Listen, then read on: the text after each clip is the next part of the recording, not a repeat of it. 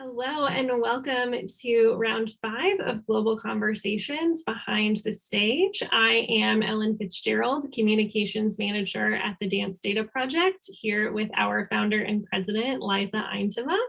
And we have the privilege today to interview Lindsay Gauthier. She is a filmmaker based in the San Francisco Bay Area. And hi, Lindsay, welcome. Hi, thank you for having me. It's lovely Hey, to Lindsay, be here. this is such a pleasure. Okay, so Lindsay, can you just start by introducing yourself to our audience? Tell us a little bit about your background and kind of how you got to where you are today, and what led to kind of your journey into filmmaking. Yeah, my name is Lindsay Gauthier. I'm a filmmaker, specifically working with dance. I started as a dancer. I started dancing when I was 3 years old, and started teaching classes and choreographing in junior high, actually, and continued that kind of through college. I thought that I wanted to be a photographer, and eventually kind of finding my way, I ended up in San Francisco performing after college, dance performance and choreography. And I thought that I would follow that for a while. But I actually had a dance injury that happened a few years into my career, and I started to ask questions about longevity of it as a career, and was it for me in particular. And I'd always had this love of photography and the visual arts, and so I just decided that I wanted to explore film as kind of a blending of those two worlds. I had my partner, who was a good friend of mine at the time, was working in video production and post-production. So I kind of asked him, Andre Williams, I was like, what do I do? How do I get into this field? I didn't go to school for it. I don't have connections to it, but I know that I'm interested and I want to learn. And so he took me to Apple to buy my first MacBook Pro and loaded me up with tutorials and, just said, okay, start to learn, figure it out.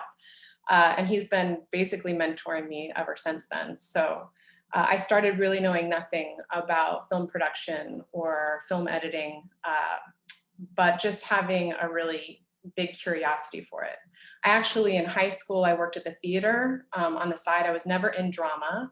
I was always fascinated with it, but I worked under a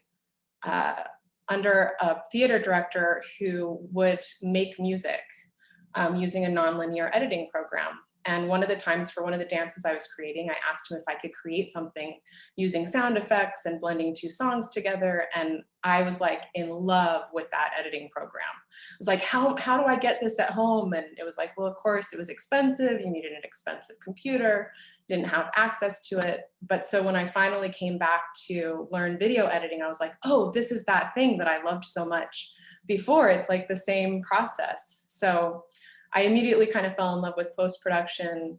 I started working for a company that I now run called Rapt Productions as an editor and a videographer, and I started filming dance.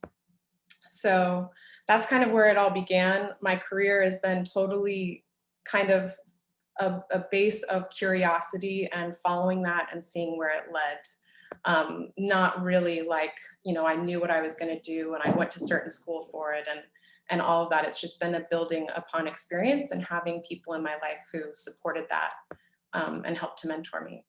How did you make your way back into sort of dance on film? Was that a natural progression because of your background, or did it happen more organically? What was that like? Basically what happened is I got injured. I thought I would just take some time off. My partner, Andre Williams, who I mentioned before, had just moved to Hawaii when it happened. And I asked him, he was like, oh, well, you should just take some time off and come hang out in Hawaii and swim in the ocean and let your body recover, So I was like, okay, yeah, that's a great idea. Who's going to turn down going to Hawaii? So I went to visit him. And while I was there, we talked more about film and about production, and I got to recover a little bit. We also got together there. And when I came back, I tried to go back to performing. I had it's like when you're young and you think that you're invincible, you don't really take injuries seriously enough. And I hadn't taken injuries seriously enough. So when I came back, I just realized that yes, I could push through. I could do this seriously, and pay more attention to my body and make sure that I recovered properly. But there weren't any guarantees. I think it just was kind of an awakening for me. And particularly working into contemporary dance, there wasn't a whole lot of, I didn't find a whole lot of support. So for me, it was just like, I need something that I know is going to have longevity, but I really love dance and I don't want to walk away from dance. So when I started working in video production, I actually started by filming dance performances. It was kind of a natural fit, right? Like, and that's what I did for the first, I was even filming dance 2 years ago, still once in a while for certain companies. So I've been doing that a long time. And I love that work. It's like, when you get to film dance as a dancer, it's like you're dancing with the dancers on stage.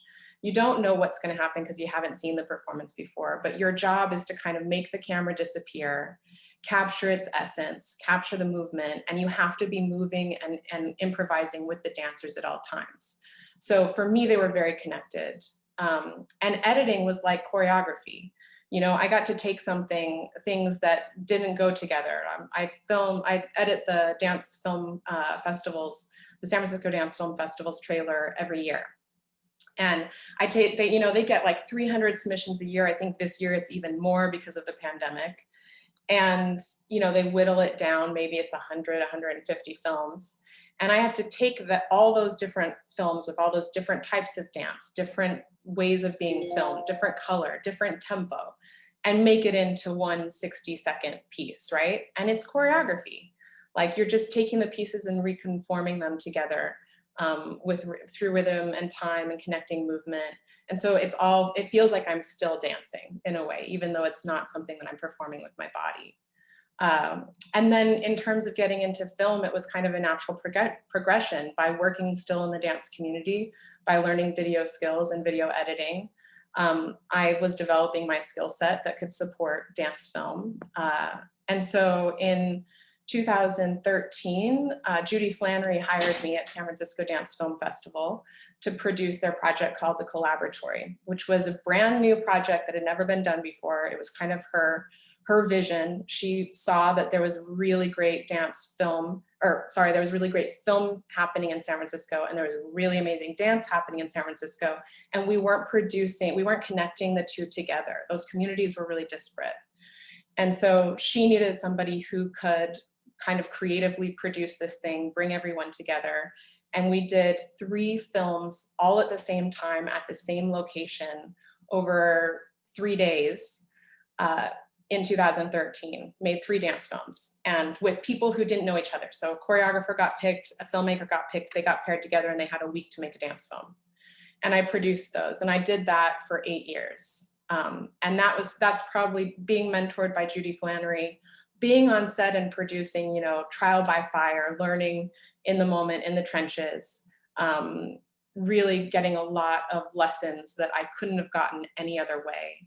And witnessing all the different roles on set, understanding each person's job and how they had to work together and collaborate was just a huge learning experience for me that has kind of propelled me forward in my own filmmaking career and made it possible for me to have the confidence, to move into the different roles like writing and directing.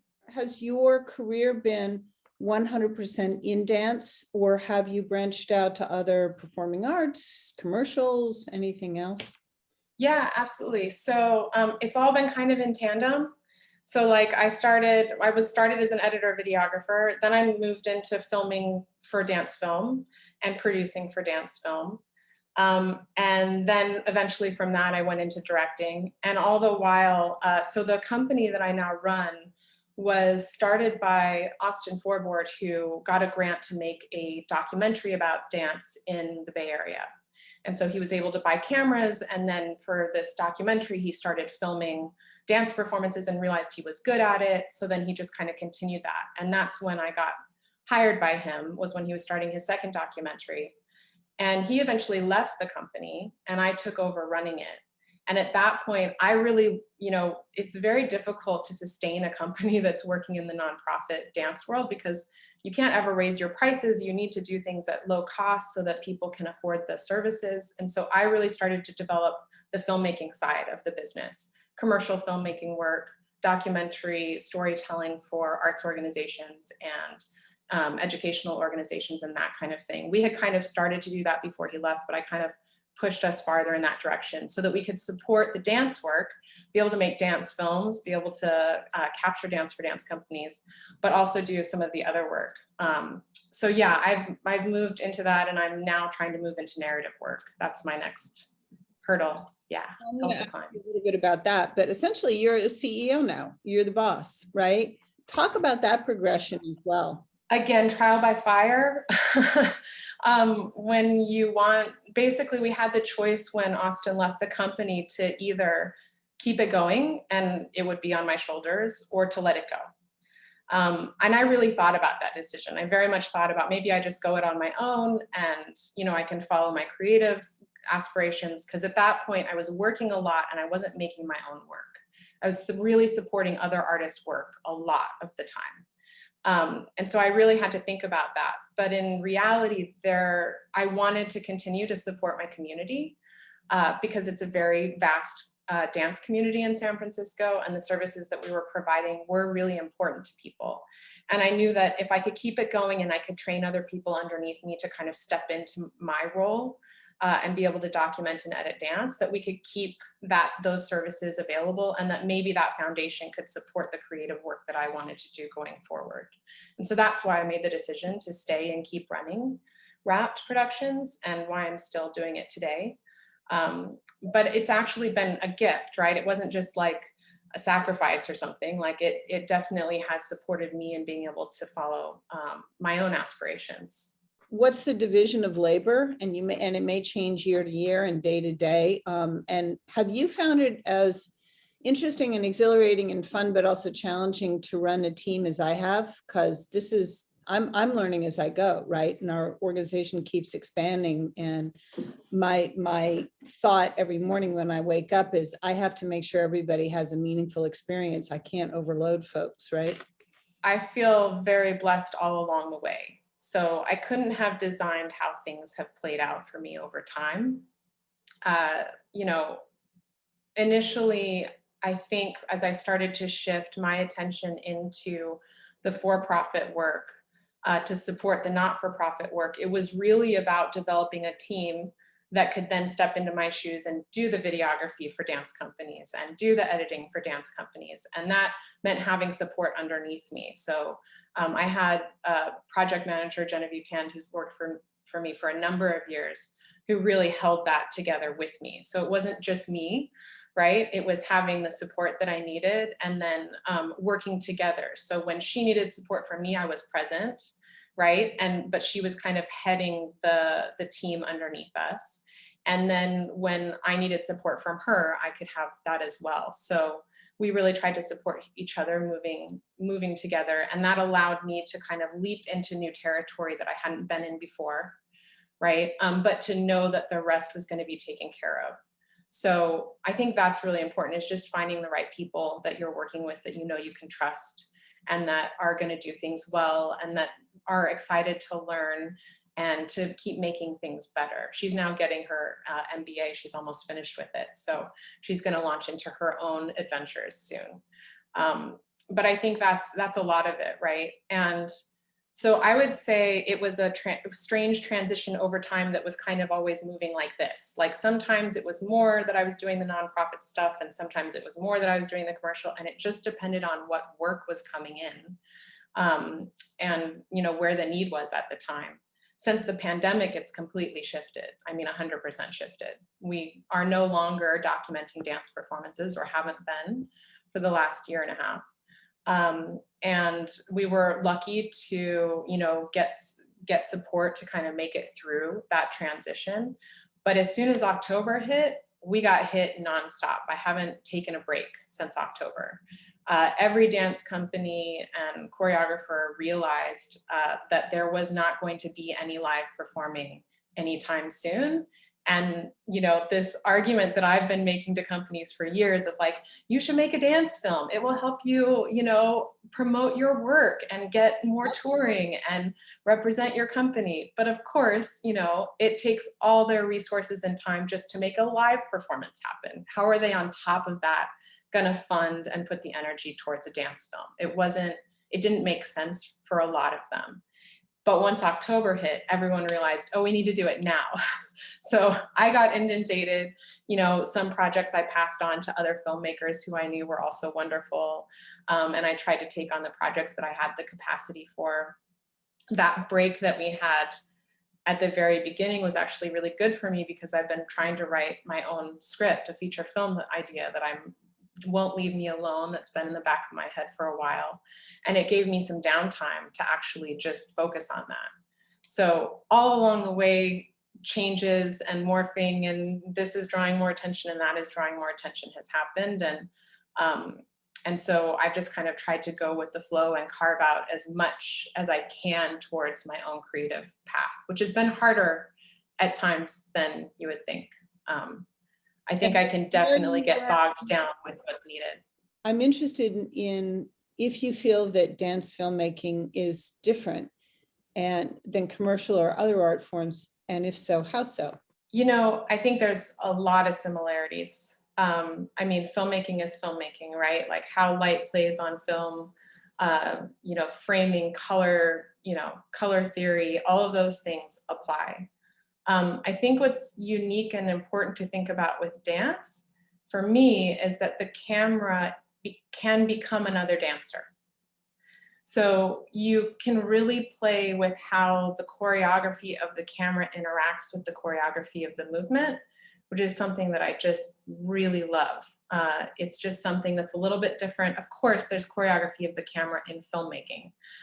You know, Hollywood puts a lot of effort into making some gorgeous camera movements, changing from certain framing to others, and it's magical and really can be a huge part of what cinema is, right? But there's something about the relationship when you're able to work with a cinematographer who really can understand the relationship between them and the dancers around them and kind of create a symbiosis between the two, that's a really special thing to me. In addition, I think dance filmmaking has a lot of room for experimentation and play. And because you're not working with dialogue or necessarily narrative storytelling, sometimes you are in dance film, and I'm really interested in narrative storytelling through dance film, but there's a lot of other different types of dance film within the genre that play in very different realms, playing with timing, playing with, you know, it's kind of similar to choreography. You have like retrograde and looping and, right, you can do all of these things with movement. Well, you can do the same in film with movement, but more, because you're no longer tied to place, you're no longer tied to time. And you can have choreography that plays out over, you know, one string of choreography that happens in multiple places with multiple people. I know Mitchell Rose has done films like that, where he'll send dancers all over the world the same piece of choreography. They'll all film it and then he'll cut it together so that it's traveling across the world. There's just a lot of room for play and experimentation. Not that there's not a lot of room for play and experimentation in normal film, but there's just something unique about working with movement. And I see it a lot because I work on a lot of different types of things. When I bring a crew on to work on a dance project, they get really excited because it's not something they normally get exposed to or get to work on. And I find that people are, once they've done a dance film, even though they're not dance people, they're just the crews that work on films, they get excited about the next one and they want to work on it because it's something new and different. I imagine that there are other dancers who could be possibly interested in filmmaking. And so, you know, what advice would you give to them, or what are some skills that, you know, you would suggest they develop or focus on if they were kind of interested in exploring this career path further?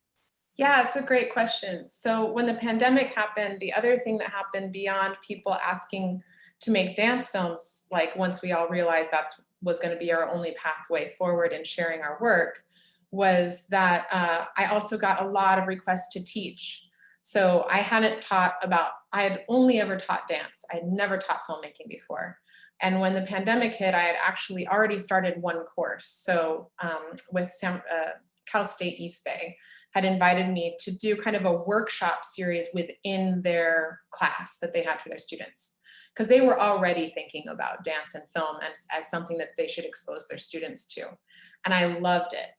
Unfortunately, I only got to teach one class in person, and then everything got shut down. And so we moved to online. But since then, I've taught for, I don't know, a little less than 10 universities and high schools over the last year and a half.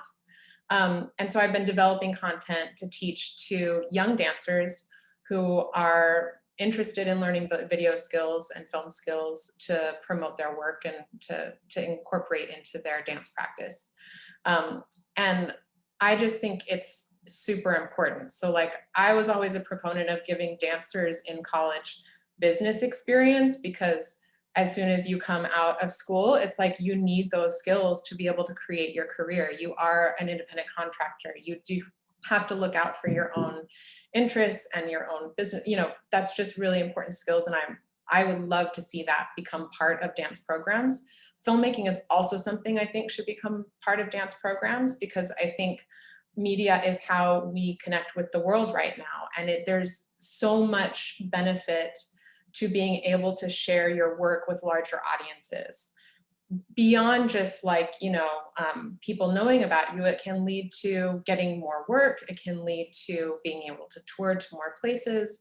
It's just a really beautiful way to expose more people to the art form and to be able to also support your own work and gain support of work. One of the things that we, you know, was our main focus at Rapt when we were mainly doing video documentation for companies, was that we wanted to create a good enough product that it would help dance companies get funding for their next project, right? And a lot of times on panels, you would see work from like really far away where the dancers were really small on the screen and the quality wasn't so great. And maybe the performance was amazing, but it didn't read on the video. And so they wouldn't get supported. And so we really wanted to create video content of their performance that captured how wonderful the performance is.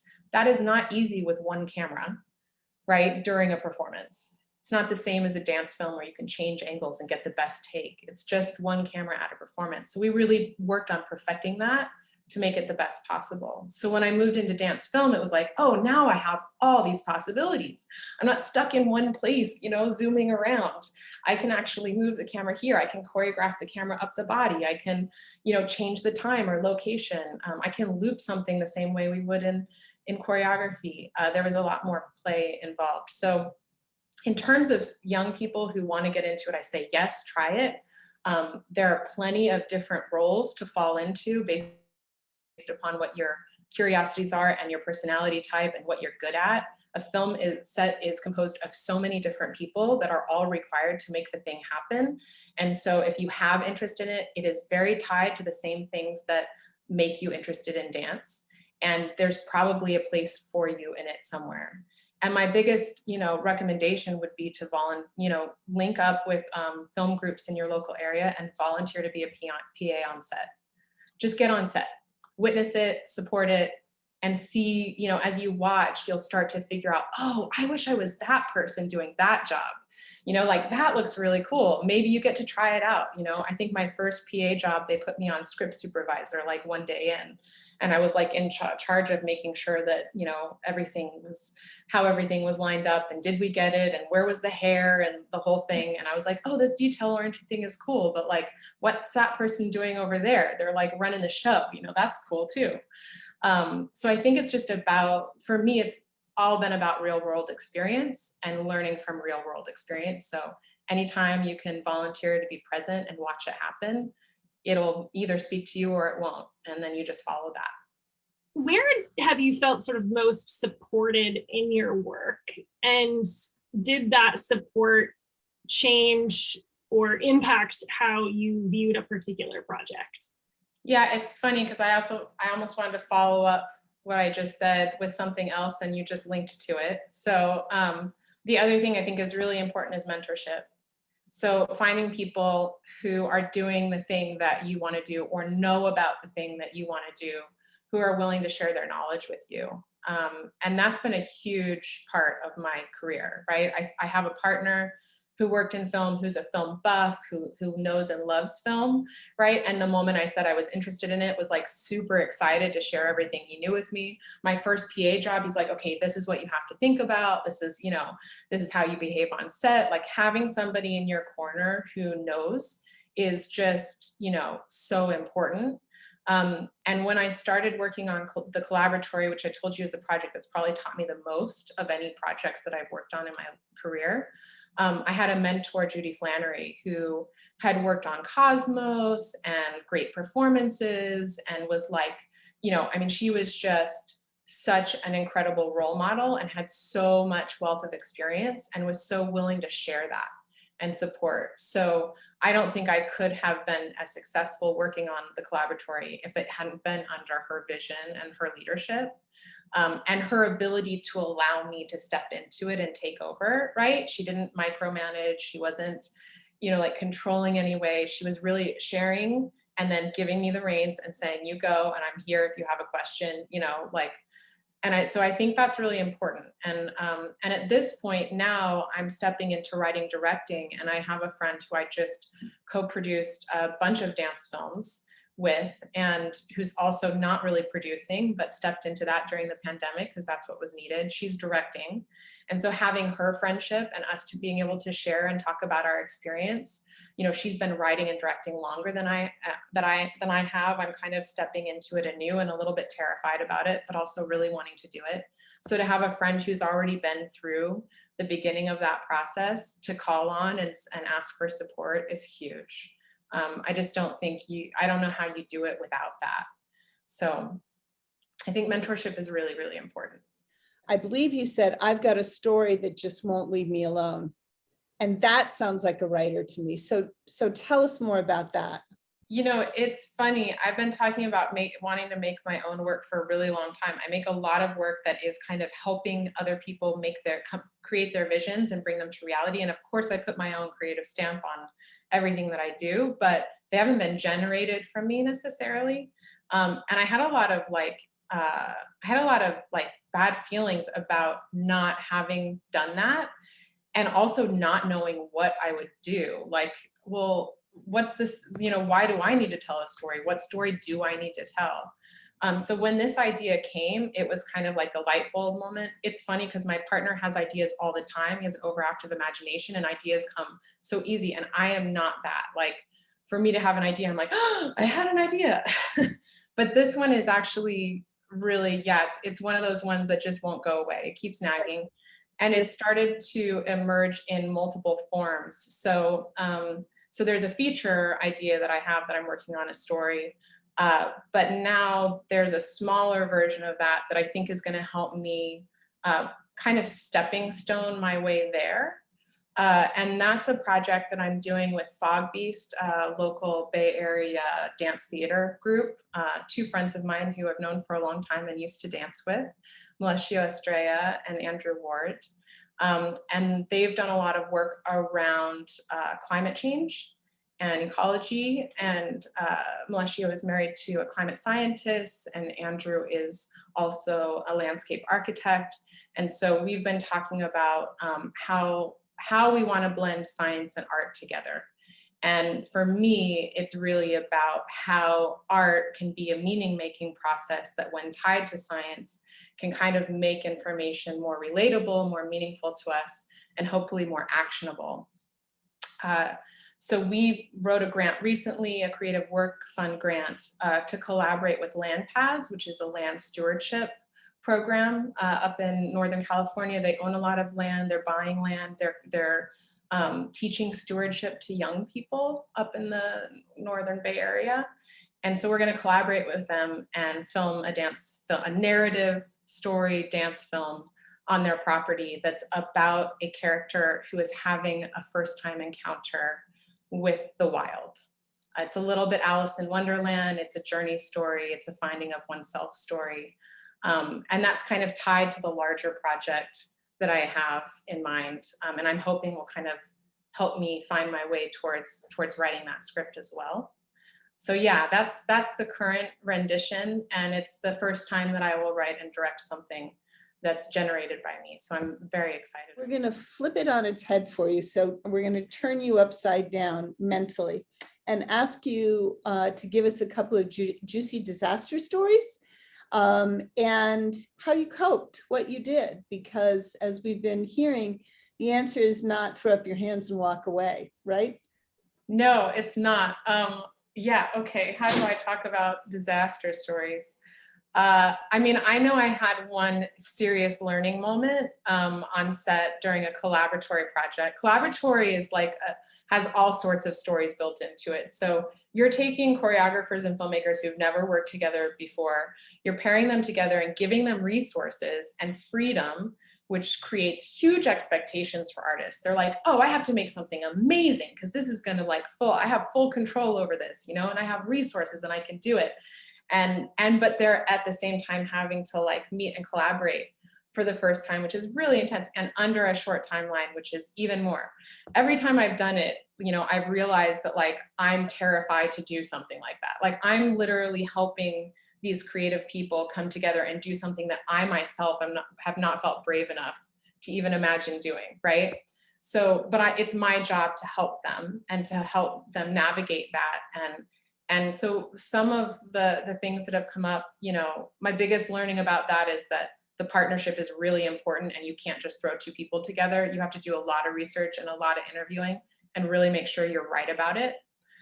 Because no matter what you do, if you put two people together that aren't either creatively and collaboratively, you know, aligned, or personality not aligned, or approach not aligned, it can be really difficult. But I had one where the choreographer was dealing with a health issue that they were going to have to deal with right after, but they didn't want to pull out at the last minute. And so they weren't 100% able to be present. And these two seemed like they were simpatico. Like when they talked, everything was in alignment, right? They used all the same language. They had similar ideas. And when we got on set, we had a costume come out that like, you know, the filmmaker had okayed and been like, yes, this is the costume. It means this, this, and this. And the choreographer saw it was like, oh my God, they can't possibly wear that. You know, like, that's not what I mean by these words. You know, this is what I mean by it. And we're on set and we're stopped. We're at a standstill. There's no moving forward. There's no shooting anything. There's no time, right? And so I had to just go, okay, everyone stop, like get the two together, talk about what our solutions are. We're not moving forward with the costume, but we have to have a costume. How can we solve it? Okay, PA, like you're running to the store, it's 10 minutes away, you're gonna take pictures. What are they looking for? They're looking for this color, this type of thing, you know, like we're doing this. And they came back, you know, in 30 minutes, we were back up and shooting again. But, you know, it's just takes like really distilling everything down, having the calmness to like pause and go, okay, what are the actual problems? There are solutions that are not going to work, so we have to let them go right away and not even argue about them. And like, what is our common ground? Where can we find a way forward? And I didn't know that I'd be capable of doing that, you know, until it happened. It's like you learn a lot about yourself in the moment. And I was so relieved that I was able to resolve the scenario for them, but I don't think I could have prepared myself for that. You know, it's like, it's the wisdom of being in it. Yeah, that was one of the hard ones. Generally, it's been producing. Producing is so much about putting out fires and finding solutions in very quick moments, you know. But all of the difficulty has basically come from putting people together who shouldn't have been put together. And it was on us for making the wrong choice, or not knowing enough, or not doing enough research to make sure. We paired two artists together one year who just had really different outlooks on life. You know, one who was interested in doing trauma work, and one who like meditated to avoid like negative feelings, right? So like putting those two people together, we didn't know that going in. I mean, we knew that one was doing trauma work. I didn't really understand that about the other person. So you put them together and they're supposed to make something, and they're just not interested in the same things, right? And so those have been my most challenging things. Yeah, I can't let this pass without asking about your psychology degree. I mean, sounds like you're using it every single minute. Yeah, it's funny. I chose Sonoma State University for school because they had a dance program, and they also had one of two psychology programs in the entire United States that was humanistic, transpersonal, and existential, which meant that I got to study art therapy. I got to study dream therapy and mythology. I got to do biofeedback.